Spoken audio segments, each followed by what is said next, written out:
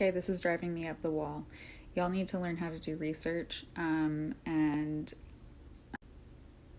maybe not do research, but I'm just frustrated because I keep seeing these videos about the Coastal GasLink pipeline asking Wet'suwet'en land defenders to prove their indigeneity.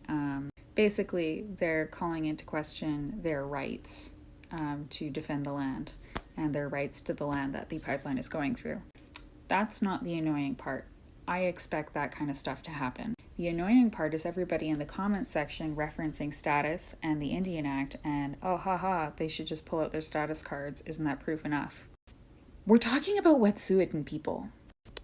And when we talk about the Wet'suwet'en people, we're talking about traditional forms of governance. And we're talking about Indigenous sovereignty separate from the Indian Act.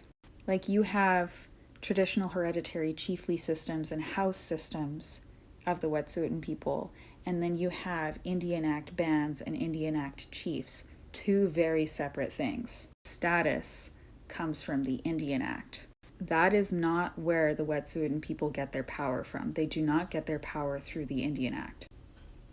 So you need to take some time and look up the Delgamuukw versus British Columbia court case, or the Delgamuukw case of 97.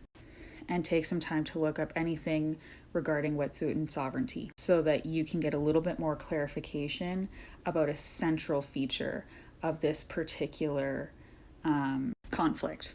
We'll call it a conflict. So just, especially if you want to learn more about this particular issue and what's going on, like, I think that it's important to learn about central features to this particular conflict, and the Delgamuukw case of 97 is a central feature to this particular conflict, at least in understanding this particular conflict and how it might differ from others that we see, specifically because we're dealing with sovereign nations that have reestablished their traditional forms of governments.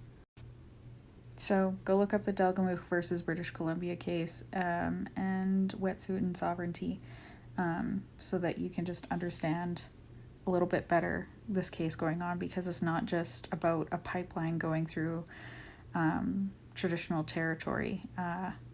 There's an extra layer of complexity to this, and I think it's important to understand that.